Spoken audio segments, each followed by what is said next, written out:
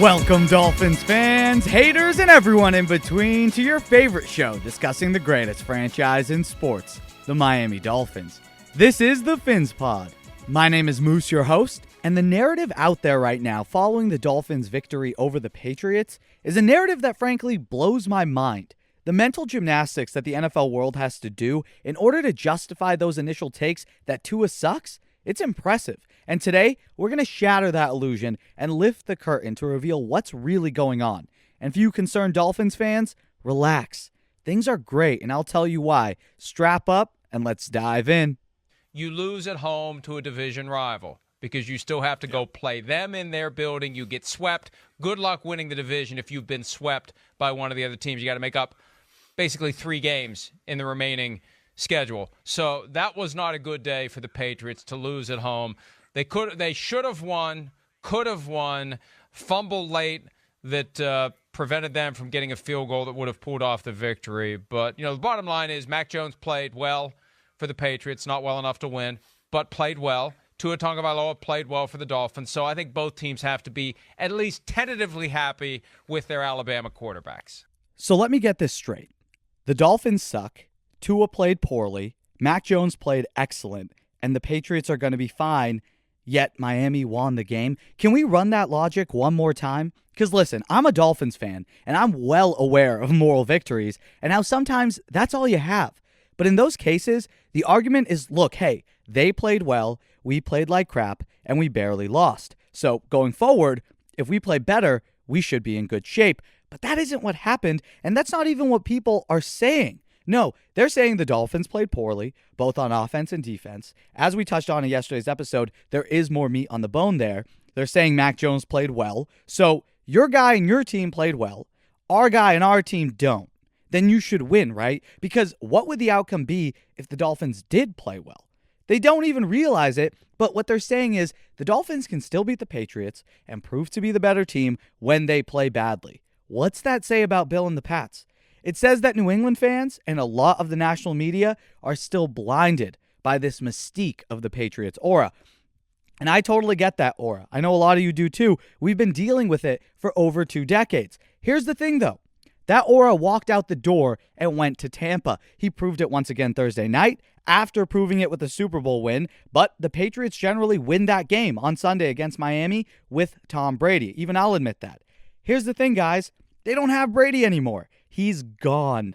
He's gone. This is the new normal. It's time to get with it. And we touched on it in the Mac v. Tua episode, but Brian Flores is not scared of Bill Belichick. That 3-2 record proves it. And to be honest, us winning in Foxborough to kick off the season will definitely boost the confidence of every other team facing New England this season. They just look up and say, wait a second, the Dolphins walked in there on opening day and beat them. Why can't we? I project the Patriots to win 8, maybe 9 games, and I stand by that. Miami can still hit my projection of 12 because, again, we didn't play well by any means and still left with a dub. So going forward, when you continue to hear slander hurled towards our Dolphins, just remember that. You know more than them. All of them. These were the same people telling us Flores was tanking the year in 2019. We said, no, look, it's a struggle, but we're getting better every week, building a culture. They laughed, and then we finished 5-4 with a win against Tom Brady and the Patriots in New England. Then last year, they told us we'd be a bad team, maybe 5 or 6 wins, and we were like, hey, we have more talent than that. And we finished strong last year. They told us to shut up, and then we proceeded to win 10 games. Now, everyone is just ignoring last season to a 6-3 record and assume that that too was a fluke. He was carried by a fluky defense, which isn't going to replicate that. They say we'd come crashing down to earth, be a fine 8 or 9 win team. And what do? March into Gillette on opening day, facing a hostile crowd which had not been back at Gillette since the Patriots lost to Ryan Tannehill and the Titans in the playoffs 2 seasons ago. They were ready to go. We went into that stadium going against a quarterback with no NFL film, and we made less mistakes than they did. We won the game. And I'm just sick and tired of this idea that Miami got lucky with the Xavier Howard strip. Luck? If that's luck, then damn, everything's lucky then. It was an amazing play by an even better defender. He's the best corner in the league for a reason, and unlike your team, who hasn't handled the Stephon Gilmore situation, Flores handled his own and made sure X was part of the plan. If forcing 2 fumbles is lucky, then what's getting bailed out with a garbage roughing the passer call? Or what do you call having the referees blow a play dead on a defensive offsides where you should get a free play? And also, what do you call Tua making a rare dumb mistake late in the game, something he generally doesn't do? What's all that about, New England? Is that not luck then? And also, what's that all about ESPN and these other jokes of a network who continue to piss us off for clicks? Because we love our team and we're going to click on it, rather than delivering us actual analysis. So it's lucky when we make the play, but when Waddle drops a huge 3rd and 10 late in the game, a ball which would have put us on the edge of field goal range and kept us in control, potentially making it a 2-score game, when he drops that, everyone just forgets about it. Nah, here's the reality of the situation. That was a hard-fought game with 2 teams who are in similar places right now. From what I saw, though, with our playmakers on offense, the coaching adjustments made at halftime, the environment, our young quarterback, we're in a far better position to improve going forward than New England.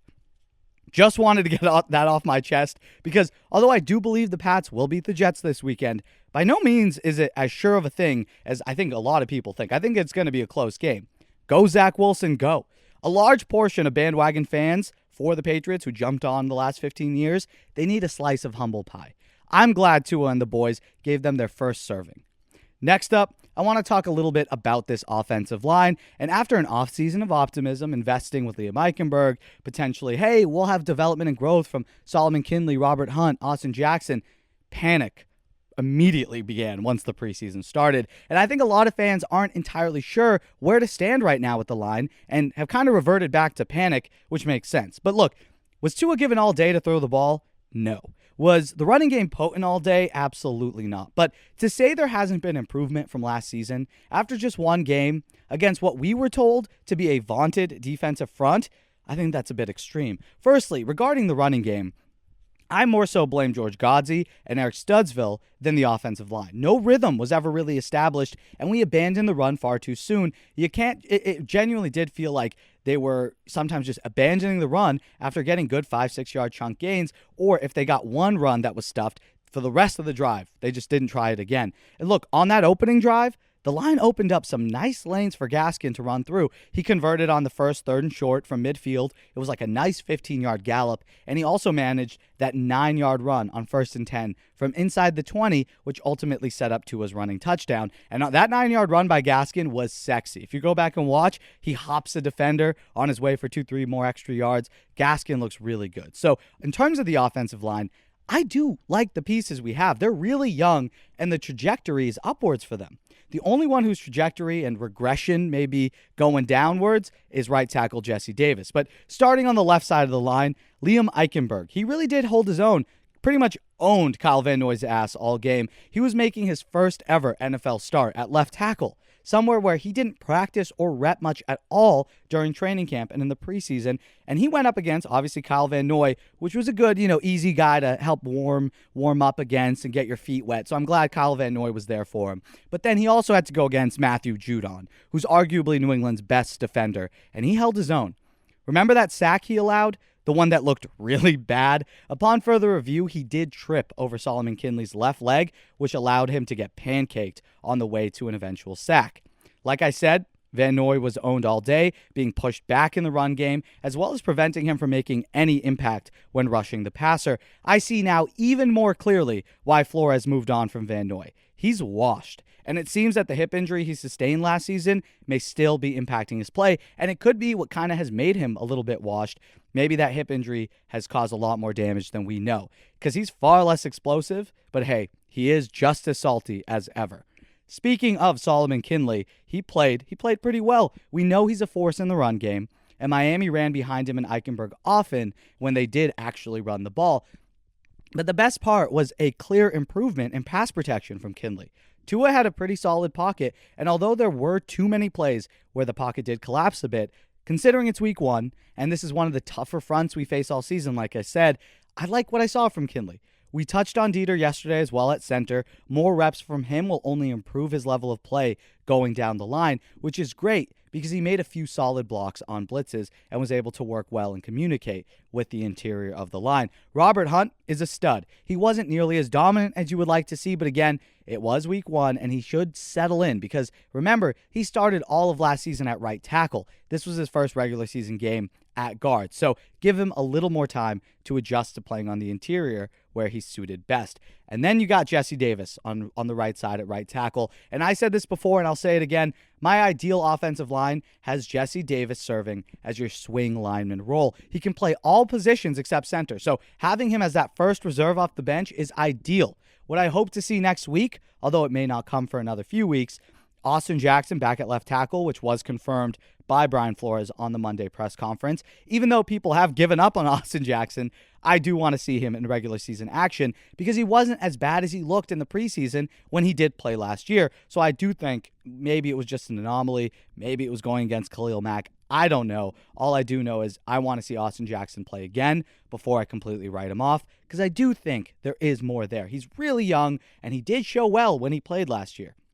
Again, having Jackson back at left tackle, and then you move Liam Eichenberg to play on the right side. That's a young offensive line with talent, some players with very high ceilings. I think Eichenberg has an extremely high ceiling with his frame, his technique, his fundamentals. He is very sound, and I do think as more comfortable he gets in the NFL, the better he'll get. So having him start at right tackle and kind of hold down to his blind side for hopefully the next decade, that's the plan.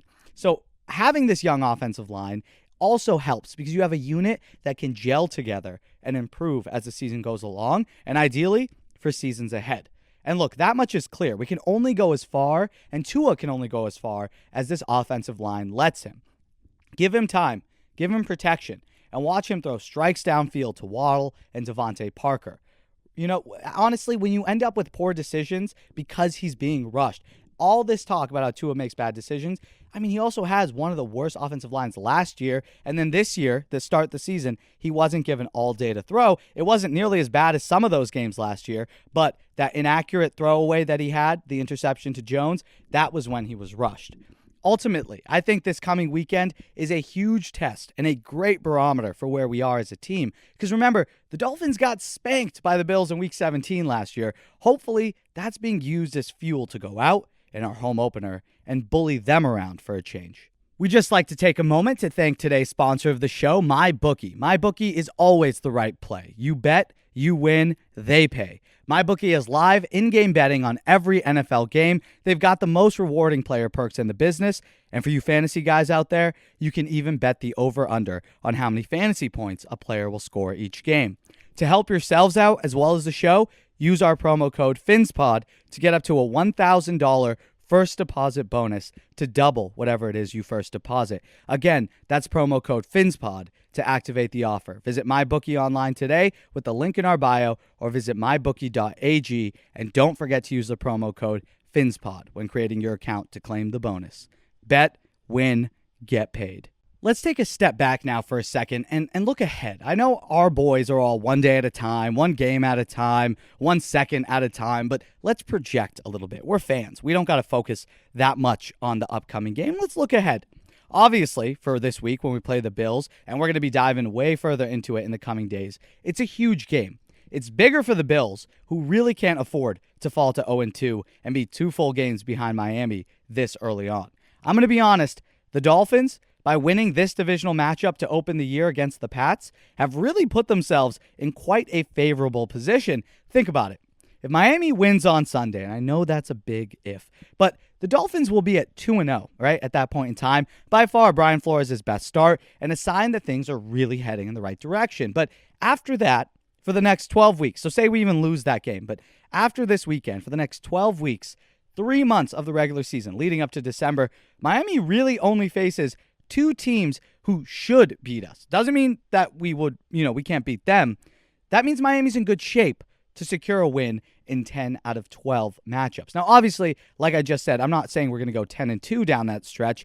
This is football. It's the NFL.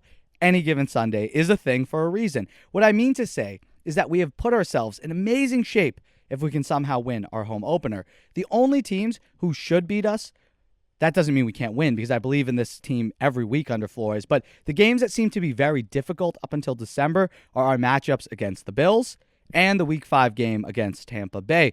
Other than that, Miami plays teams like the Giants, the Jets twice, the Jaguars in London, the Texans, and the Falcons, too, who look like hot garbage. Obviously, you have games in there like the Colts, which could be a little tougher, but essentially what I'm saying is, win or lose this week, having a division win from week 1 has really helped put us in good shape for the remainder of the year. Obviously, our boys have to win those games, and plenty of you scarred Dolphins fans will hate this optimism and this projection, but I've been optimistic and projecting now for over a year, and so far, it's been pretty good. 10 wins last season was a great feat, going against a much tougher schedule with a worse roster. Now, I really do see Miami being a 9-3 or 8-4 team heading into that final month of the season. The final 3 games are very tough. We face the Saints, who look amazing all of a sudden behind a revitalized LASIK surgery-induced Jameis Winston, and you got the Tannehill revenge game in Week 17 against Derrick Henry and the Titans. And then, of course, we face New England again to end the season. You know they're going to be looking for revenge, and like I said yesterday, it's going to be a completely different Mac Jones at that point in the year. So, knowing that, I hope the Dolphins can put themselves in a position, unlike last year, a position where we truly can control our own destiny and not be so stressed in those final weeks. It's going to be tough, and by no means is it a lock, but like we've said all offseason, why not us? We're a well-coached team, make very little mistakes in terms of turnovers and self-inflicted penalties. We have a quarterback who should play at a higher level down the stretch, and a young offensive line who should also improve the more time they get together. Can't be much worse than last year. Of course, injury is always a concern, and we'll cross that bridge if we need to, but right now, I'm feeling great. Probably the best I felt as a fan since 2016 when I deluded myself into believing Adam Gase was the next Sean McVay. Those were dark times. We don't need to rehash that. But this squad, we built different. And I don't think people are taking into account the impact a guy like Will Fuller can have. He's coming back. And what we saw from Devontae last week, he'll be able to do with even more ease, considering safety help now has to be shaded over to Fuller's side out of fear that he's going to take the top off. And we saw that Tua doesn't mind throwing it down the field. Not to mention, that's also going to help Jalen Waddle and Mike Gesicki over the middle of the field because, again, that safety has to be pushed back, and ultimately, it'll help the run game as well. But speaking of the middle of the field, expect Gesicki to have a big bounce-back game. If you have him on your fantasy team like me, start him. He generally does well against the Bills. So, Dolphins fans, take a breath. Your team is undefeated, and we have put ourselves in a great position to make a legitimate run. Is it early? Hell yeah, it's early.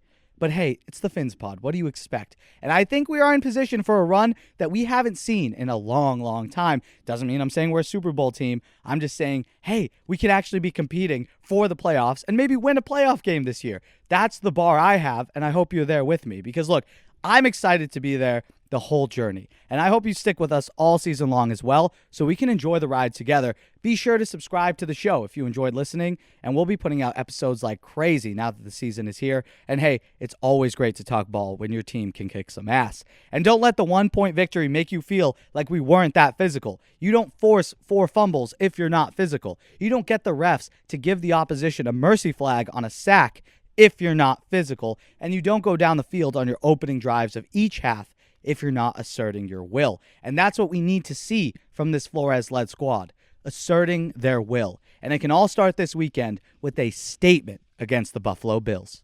Listen, I got to talk to Wilds for a second here, because Wilds is a smarter football fan than he is leading on to in this segment. So I got a question for you. If Mac Jones doesn't turn the ball over, if Mac Jones completed the highest percentage of passes for any rookie quarterback ever in his debut, why did the Patriots only score 16 points? The answer is, and you know the answer, because Mac Jones was playing with the training wheels on the whole game. It was dink and dunk and dink and dunk. And so why does that matter? Because in the red zone, that doesn't work, which is why they went 14 plays, 65 yards, field goal. 14 plays, 67-yard, field goal. 14 play, 57-yard, field goal. The one touchdown they scored came after a failed third down where they got bailed out by a very questionable roughing the passer call. So this idea, listen, the Pats are staring 1-3 in the face, staring it in the face with the schedule they have over the next 3 weeks. The idea that you should feel happy about losing a winnable game to Miami because when the offense scored 16 points. That's going to do it for us here today. Thank you guys so much for listening to the PhinsPod. Hope you enjoyed it as always. Thank you to Timothy Ritchie and Brian Guger, members of the pod and supporters of the show over on Patreon. Check that out. Links in the description or head to patreon.com/PhinsPod. Thank you all so much for the continued support over there. And please remember to like the video if you enjoyed the show and subscribe just so you never miss a chance to chat about your Miami Dolphins. Remember that the PhinsPod's available on all platforms, Spotify, Apple, and Google Podcasts, and of course, here on YouTube. Continue the conversation with us over on Twitter and Instagram @PhinsPod. I hope you all have an amazing day, and until next time, stay safe. Love y'all.